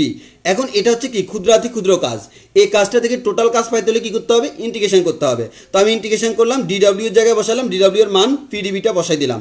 এবার দেখো এই ডিবি আছে মানে আমাদের এখানে লিমিটটা কার বসবে, যেহেতু ডিবি আছে লিমিটটা হচ্ছে আমার ভলিউম বি এর লিমিট, তাহলে বি এর লিমিট করতে গিয়ে শুরু ওই বোর্ডের দিকে তুমি তাকায় দেখো, ওই বোর্ডে দেখা যাচ্ছে আমার শুরু B1 দিয়ে শেষ B2 দিয়ে, তাহলে আমার স্টার্ট হবে B1 দিয়ে শেষ হবে আমাদের B2 দিয়ে, তাহলে এটা হচ্ছে শুরুর লিমিট, এটা শেষের লিমিট। এরপর আমরা ইন্টিগ্রেশন করলে এটা কাকে ইন্টিগ্রেশন করবে, ভি কে, তাহলে প্রেসারটা বের হয়ে চলে আসবে, আর ডিবি কে ইন্টিগ্রেশন করলে হয় বি, ইন্টিগ্রেশনের সূত্র। এরপর থার্ড ব্র্যাকেট দিয়ে B2 আর B1 দিলাম, এবার B2 বসালাম B1 বসালাম, B2 মাইনাস B1, এটাকে আমরা বলতে ফি ডেল্টা বি, তাহলে আমরা বলতে পারি আমার কৃতকাজ সমান ফি ডেল্টা বি, তাহলে আমরা এখান থেকে বলতে পারি কৃতকাজ সমান চাপ ইনটু আয়তনের পরিবর্তন, তাহলে চাপ ইনটু আয়তনের পরিবর্তন, এটাকে আমরা বলতে কৃতকাজ, তুমি ইন্টিগ্রেশনের মাধ্যমে দেখতে পারো। এবার আমরা এখান থেকে বলতে পারি তাপগতিবিদ্যার প্রথম সূত্র আমরা কি জানি, dq সমান du প্লাস dw। এবার এখানে সূত্রটা কেমন হবে, এখানে সূত্রটা হবে এরকম, যদি কখনো বলা হয় আমাদের সমচাপীয় প্রক্রিয়া তখন এটা হবে dq সমান du প্লাস p dv, অথবা dq সমান du plus p into v2 minus v1, এটা হচ্ছে আমার সিস্টেমটা। অর্থাৎ আমাদের যদি কখনো সমচাপীয় প্রক্রিয়া বলা হয় তখন আমি এই প্রসেসে এটা সলভ করে ফেলতে পারবো। তাহলে অলরেডি আমাদের সমচাপীয় প্রক্রিয়া শেষ, এবার আমরা যাবো এর পরের প্রক্রিয়া। এখানে তেমন কোনো কিছু নাই, আমাদের মেইনলি আলোচনার বিষয় হচ্ছে সমষ্টি আর রুদ্রতাপীয়। তাহলে আশা করি সবাই বুঝতে পারছো সমচাপীয় প্রক্রিয়াটা কি জিনিস। এবার আমরা যাব সমচাপীয়ের পরে, এবার আমাদের কাজ হচ্ছে সম আয়তনীয় প্রক্রিয়া। আমরা কোন প্রক্রিয়ায় যাব, সম আয়তনীয় প্রক্রিয়া। তাহলে এবার আমরা যাব এই চাপটাকে আমরা আয়তন বানিয়ে দিব, তাহলে আমাদের সম এবার হচ্ছে আয়তন, সম আয়তন প্রক্রিয়া। তাহলে আমরা সম আয়তন প্রক্রিয়া আমাদের কি হয় সেই জিনিসটা আমরা এখানে আলোচনা করব। তাহলে সবাই একটু ভালো করে খেয়াল করে দেখো যে সম আয়তনীয় প্রক্রিয়া আমাদের কি হচ্ছে। তাহলে আমরা গ্রাফটার দিকে আমরা নজর দিই, গ্রাফের কোন কোন জায়গায় চেঞ্জ হচ্ছে। তাহলে দেখো যেহেতু তোমাকে বলে দিয়েছে এটা কোন ধরনের প্রক্রিয়া, সম আয়তনীয় প্রক্রিয়া, তাহলে আমি ধরে নিলাম প্রাথমিক অবস্থা আয়তন হচ্ছে এখানে। তাহলে তোমার কি মনে হয় আয়তন কি আর কখনো চেঞ্জ হবে না?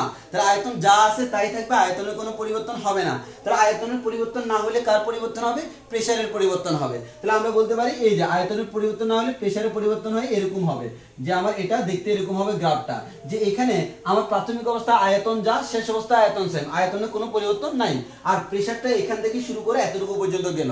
তাহলে বলো তো আমার এখানে ফর্মুলা কি, ডেল্টা ডব্লিউ সমান পি ডেল্টা বি। তাহলে বলো তো প্রাথমিক আয়তন বি1 এর মান যা, শেষ আয়তন বি2 এর মানও সেম। তাহলে আয়তনের পার্থক্য ডেল্টা বি এর মান কত হবে, বি মাইনাস বি মান হচ্ছে 0। তাহলে আমরা বলতে পারি আমাদের যদি কখনো বলা হয় সম আয়তনীয় প্রক্রিয়া মানে আয়তন 0, আয়তন 0 মানে কি, এই যে এই ডেল্টা বি এর মান কত 0, এই ডেল্টা বি এর মান যদি 0 হয় তাহলে আমরা এখান থেকে বলতে পারি ডেল্টা ডব্লিউ সমান পি ইনটু 0। তাহলে আমরা বলতে পারি ডেল্টা ডব্লিউ ইকুয়ালস টু কত 0। তাহলে এটা হচ্ছে আমার কোন প্রক্রিয়া, সম আয়তনীয় প্রক্রিয়া। তাহলে আমরা একটা কথাই বলতে পারি সম আয়তনীয় প্রক্রিয়ায় কোনো কাজ করা হয় না, কৃত কাজের মান 0। আর তুমি নিজেই চিন্তা করে দেখো সম আয়তন মানে কি, আয়তনের পরিবর্তন হচ্ছে না। তাহলে আমার যে সিলিন্ডারটা দেখো তুমি, এই যে আমার সিলিন্ডার, ওই সিলিন্ডারে আসলে কি হচ্ছে দেখো তো, আয়তনের পরিবর্তন হচ্ছে না মানে কি, সে যেখানে ছিল এখানে আছে, সে আর উপরে উঠতেছে না। তো আমার উপরে যদি উঠে তখনই তো কাজ হবে, তো উপরে যদি না উঠে কাজ তো হবে না। তাহলে আলটিমেটলি এই জিনিসটা উপরে নিচে মুভমেন্ট করতেছে না, মুভমেন্ট না করলে কোনো কাজ হবে না, সেই জিনিসটা আমি এখানে দেখলাম। তাহলে এটা হচ্ছে সমায়তনের প্রক্রিয়া। এবার আসি আমার এখানে সূত্রটা দেখতে কেমন হবে। তাহলে আমরা তাপগতিবিদ্যার প্রথম সূত্র জানি এটা, ওই সূত্রটা এখন কিভাবে লিখতে পারবো, dq সমান du প্লাস 0। তাহলে আমরা বলতে পারি dq সমান du। তাহলে আমরা একটা কথাই বলতে পারি সম আয়তনীয় প্রক্রিয়ায়, এত মানে প্রশ্ন আসতে পারে ভাইয়া আপনি বলতেছেন সম আয়তনীয় প্রক্রিয়ায় কোনো কাজ করা হচ্ছে না, তাহলে আমি যে তাপ দিচ্ছি, এই dq পরিমাণ তাপ দিচ্ছি, সেটা যাচ্ছে কোথায়, দেখো এই dq সমান du। তাহলে আমরা একটা কথাই বলতে পারি সম আয়তনীয় প্রক্রিয়ায় যেহেতু কোনো কাজ করা হচ্ছে না, এর মানে সেখানে যে তাপটা দেওয়া হচ্ছে তার সম্পূর্ণ কি কাজে ব্যয় হচ্ছে, তার অভ্যন্তরীণ শক্তি বৃদ্ধির ক্ষেত্রে কাজে লাগে। তাহলে আমরা বলতে পারি সম আয়তনীয় প্রক্রিয়ায় তার মধ্যে যে পরিমাণ তাপ দেওয়া হয় প্রযুক্ত তাপের সম্পূর্ণটা, তাহলে আমি লিখতে পারি প্রযুক্ত তাপ সম্পূর্ণরূপে অভ্যন্তরীণ, যেহেতু আমি তাপ দিচ্ছি, তাপ দিলে অভ্যন্তরীণ শক্তি কি হয়, বাড়ে, তাপ কমলে অভ্যন্তরীণ শক্তি কমে। তাহলে প্রযুক্ত যে তাপ মানে তাপ দিচ্ছি, তাপ দিলে অভ্যন্তরীণ শক্তি বাড়বে। তাহলে প্রযুক্ত তাপ কি কাজে ব্যয় হয়েছে, সম্পূর্ণরূপে অভ্যন্তরীণ শক্তি বৃদ্ধিতে কাজে লাগে, অভ্যন্তরীণ শক্তি বৃদ্ধিতে কাজে লাগে। তাহলে বৃদ্ধিতে কাজে লাগে। তাহলে আমরা এখানে যে জিনিসটা বুঝতে পারতেছি সেটা হচ্ছে আমি যে পরিমাণ সম আয়তনীয় প্রক্রিয়া যদি বলা হয়, সম আয়তনীয় প্রক্রিয়া আমি যে তাপটা দিব সেই তাপটা সম্পূর্ণরূপে কি কাজে ব্যয় হবে, ওই তাপটা সম্পূর্ণরূপে তার আমাদের অভ্যন্তরীণ শক্তি বৃদ্ধির ক্ষেত্রে ব্যয় হবে। তাহলে আমরা বলতে পারি এটা হচ্ছে আমার সম আয়তনীয় প্রক্রিয়া। তাহলে সম আয়তনীয় প্রক্রিয়া সম্পূর্ণটা এই কাজে ব্যয় হয়। এতটুকু জিনিস আমাকে একটু মাথায় রাখতে হবে, বুঝতে পারছি কিনা, ওকে। তাহলে এটা হচ্ছে সম আয়তনীয় প্রক্রিয়া আমরা জেনে গেলাম। এরপর আমাদের সম আয়তনীয় প্রক্রিয়া গেল, আমি একটু ছবি তুলে নিই সম আয়তনীয় প্রক্রিয়াটা।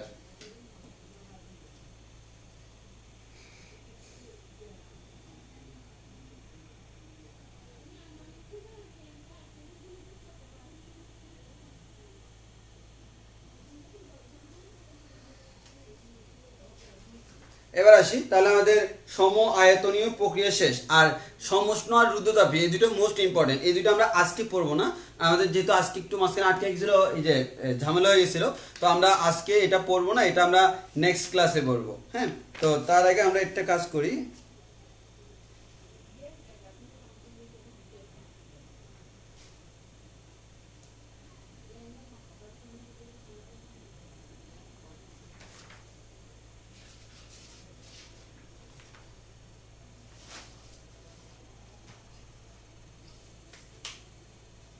আচ্ছা আমাদের এতটুকুর মধ্যে কারো কোনো প্রশ্ন থাকলে বলো, না হয় আমরা ক্লাস শেষ করে দিব। তো আজকে আমরা পড়াবো না, আমরা যেহেতু সমষ্ণ আর রুদ্ধতাপী একটু ব্রডলি পড়াইতে হবে, এখন পড়ানো মাঝখানে আটকে গেলে ঝামেলা, তো আমরা নেক্সট দিন একসাথে পুরোটা একসাথে পড়াবো। তো আজকে যতটুকু করাইছি এর মধ্যে কারো কোনো প্রবলেম থাকলে একটু কমেন্টে জানাই দাও, যে আজকে একটু কম পড়ানো হয়েছে, তাও যতটুকু পড়ানো হয়েছে এর মধ্যে কারো কোনো প্রবলেম থাকলে একটু জানাই দাও।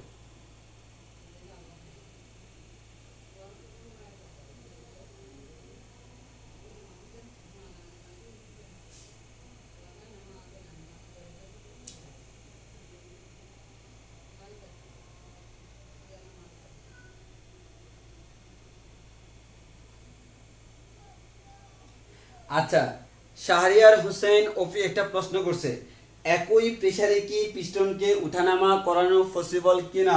আমার উত্তর হচ্ছে হ্যাঁ, একই প্রেসারে পিস্টনকে উঠানামা করা পসিবল। এখন তুমি বলতে পারো ভাইয়া কেমনে সম্ভব, হ্যাঁ আসলে জিনিসটা হচ্ছে, তো তুমি যখন এই যে সাপোজ আমার এই যে সিলিন্ডারটা, এই সিলিন্ডারে আমার একটা নির্দিষ্ট পরিমাণ প্রেসার আছে, তো তুমি যখন তাপ দিচ্ছ তার প্রেসারটা বেড়ে যাচ্ছে না। এখন প্রেসার বাড়ার সাথে সাথে কিন্তু তার পিস্টনটা উপর দিকে উঠতেছে। এখানে দুইটা কথা, একটা হচ্ছে তাপ দিলে তার প্রেসারটা বাড়তেছে, আবার এখানে একটা কথা হচ্ছে তার ভলিউমটা যখন বেড়ে যায়, কোন একটা বস্তু মনে করো আগে যে পরিমাণ আয়তন দখল করতো, এখন যদি আরো বেশি আয়তন দখল করে একই বস্তু, তার প্রেসারটা কমে যাবে। মনে করো তুমি তাপ দিচ্ছ না, তাপ না দিয়ে পিস্টনটাকে যদি তুমি এখানে তুলে দাও, বর্তমানে কিন্তু ভিতরে প্রেসারের মান কমে যাবে। কেন? কারণ একই পরিমাণ গ্যাস বেশি আয়তন দখল করছে। তো আমার এখানে যে জিনিসটা হয় সেটা হচ্ছে আসলে এখানে তাপ দেওয়ার সাথে সাথে আস্তে আস্তে পিস্টনটা উঠে। পিস্টনটা এমন না হঠাৎ করে উঠে গেছে, পিস্টনটা আস্তে আস্তে উঠে। তাহলে আমরা বলতে পারি আমি যে পরিমাণ প্রেসারটা দিচ্ছি ওই প্রেসারটা বাড়তেছে। আসলে প্রেসার বাড়ার সাথে সাথে আয়তনটাও বাড়তেছে, যার কারণে প্রেসার বাড়ে আয়তনও বাড়ে। লিটারালি কি হয়, প্রেসার বাড়লে প্রেসারটা বাড়ে, আয়তন বাড়লে আবার প্রেসারটা কমে যায়। তো সেই অনুযায়ী দেখা যায় তোমার প্রেসার বাড়ার সাথে তার লিমিটে আমাদের প্রেসারটা আসলে বাড়তেছে না। কেন? কারণ প্রেসার বাড়ার সাথে যেহেতু আয়তন বাড়তেছে, ওই আয়তন বাড়ার কারণে যতটুকু প্রেসার বাড়তেছে সেটা আবার কমে যাচ্ছে। তো ইন জেনারেলি যে জিনিসটা হয় প্রকৃতপক্ষে প্র্যাকটিক্যালি যদি তুমি চিন্তা করো, প্র্যাকটিক্যালি আমাদের প্রেসারটা কনস্ট্যান্ট থাকে। এমন তুমি যদি একবারে 100% প্রপারলি যদি বলতে চাও প্রেসারটা আমার আসলে একটু একটু ফ্লাকচুয়েট করে, মানে গ্রাফটা তোমার একটু একটু এরকম করবে, তো সেটা কোনো ব্যাপার না, এটা হচ্ছে রিয়েল গ্রাফ। তো আমার কথা হচ্ছে তোমাকে এত কিছু জানার দরকার নেই, সেগুলো হচ্ছে আমার ইঞ্জিনিয়ারদের কাজ, এগুলো তোমাদের কাজ না। তোমাদের কাজ হচ্ছে আমাদের এখানে প্রেসারটা ফ্লাকচুয়েট করে, আমাদের এখানে প্রেসারটা ফ্লাকচুয়েট করে না। প্রেসারটা হচ্ছে কি, প্রেসারটা তোমার কাছে মনে হচ্ছে বাড়বে, আবার এই জিনিসটা চিন্তা করো আয়তন বাড়ার কারণে কমবে। আসলে এই কারণে কিন্তু যতটুকু বাড়ে ততটুকু কমার কারণে এটার কোনো পরিবর্তন হয় না। আর এমন না যে প্রেসার প্রথমে বেড়ে গেল এরপর আয়তন এরপর আবার কমে গেল, এমন না। প্রেসার আস্তে আস্তে যখন বাড়তেছে, বাড়ার সাথে সাথে আয়তনটা বেড়ে যাচ্ছে। আর প্রেসার এমন বা আয়তনটা এমন ভাবে বাড়তেছে যাতে করে প্রেসারটা কনস্ট্যান্ট থাকে, এর মানে কনস্ট্যান্ট প্রেসারে সে বাড়ায়। তো এটা সম্ভব।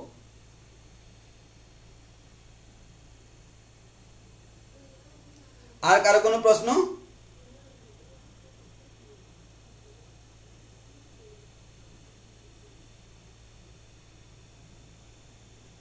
হুম, আমি একজন একজন দিচ্ছি। হ্যাঁ, একজন হচ্ছে তোমার প্রশ্ন করছে ডিকিউ সমান ডিইউ, এটার ব্যাখ্যাটা।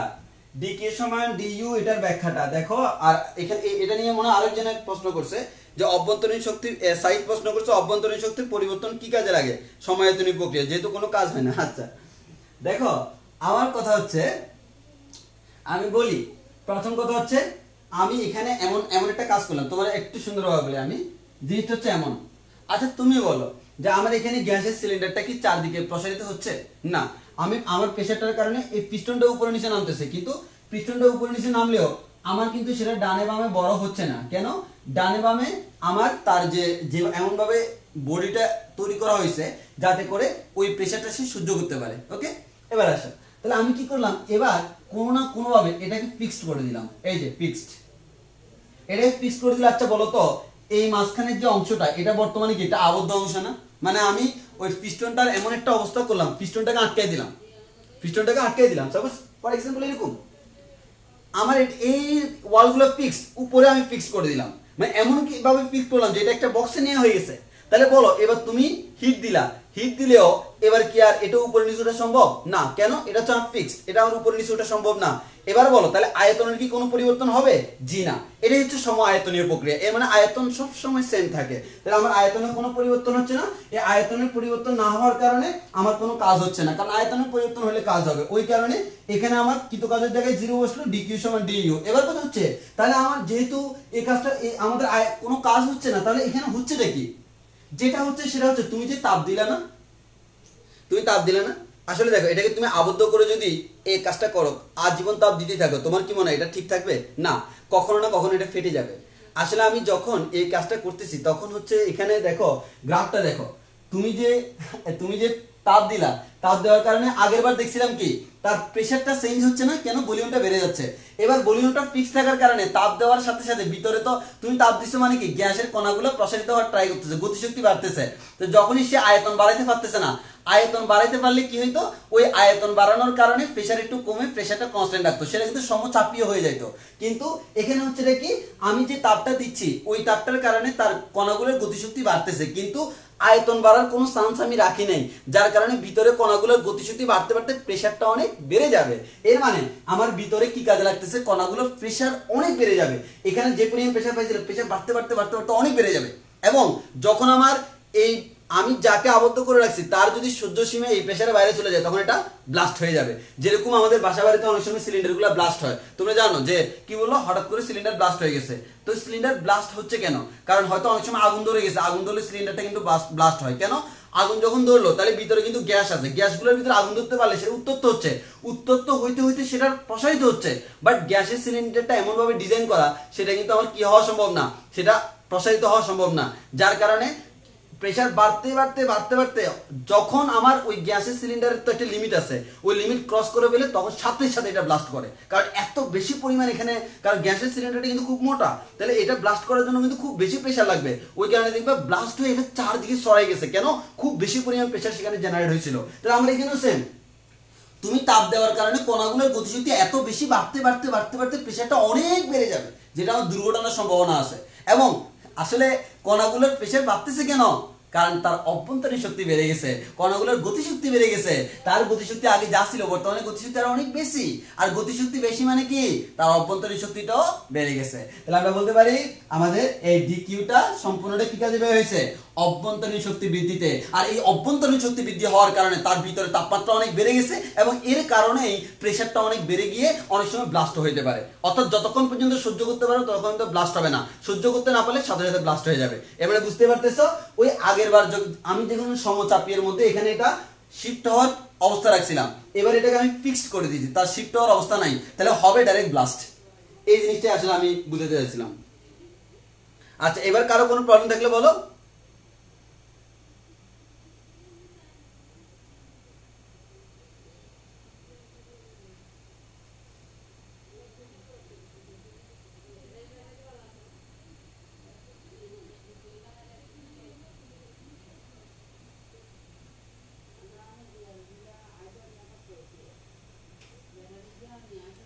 সাকিব বলতেছে নির্দেশক চিত্র যেটা আঁকছি তার উপর একটা ম্যাথ করে দিতে দিতে অলরেডি আমি একটা ম্যাথ হোমওয়ার্ক দিছি।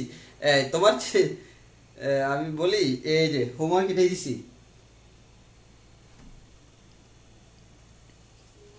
তুমি দেখো নির্দেশক চিত্রের উপর একটা ম্যাথ করাতে বলছে, আমরা অলরেডি একটা ম্যাথ এখানে হোমওয়ার্ক দিছি। কিন্তু তুমি ভালো করে তাকাই দেখো, এখানে হচ্ছে আমার এই যে নির্দেশক চিত্র দ্বারা আমরা আবদ্ধ অংশে যে এই যে আবদ্ধ অংশটা, এই আবদ্ধ অংশ যেটা, এই আবদ্ধ অংশটা কিন্তু আমাদের কি নির্দেশ করে?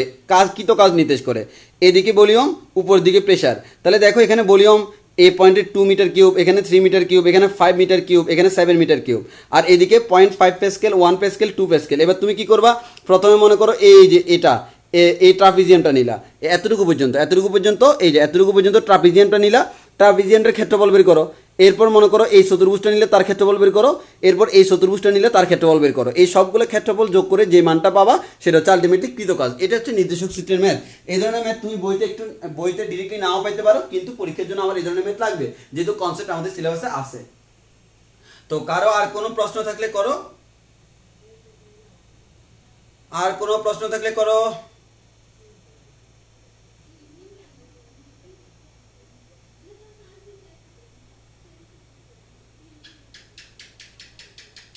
আমি কি তাহলে রেখে দিতে পারি? আশা করি আমি কনসেপ্টটা বুঝাইতে পারছি। হ্যাঁ,